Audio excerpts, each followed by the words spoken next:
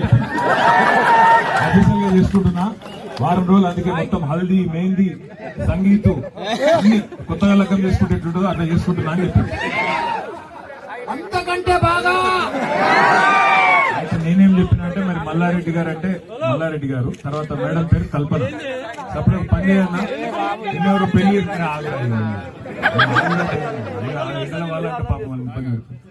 నేనేం చెప్పిన అంటే మేడం పేరు కల్పన, నీ పేరు మల్లారెడ్డి కదా, #, మల్పన అని పెట్టేసి నువ్వు కూడా విజయ్ దేవరకొండనే పెడతాడా, నువ్వు కూడా పెట్టు అని చెప్పి పెడతానా తప్పకుండా అది కూడా చేస్తా అన్నాడు. కానీ చాలా సంతోషం, ఇవాళ భారతదేశం ప్రపంచ వరల్డ్ కప్ T20లో ఈ రోజు ఫైనల్ ఆడబోతా ఉంది. ఇదే రోజు మా మేడ్చల్లోని మా తమ్ముళ్ళందరూ కూడా మంచి క్రికెట్ టోర్నమెంట్ ఇక్కడ CMR కప్ అని పెట్టి మీరు కూడా ఆడుతున్నారు.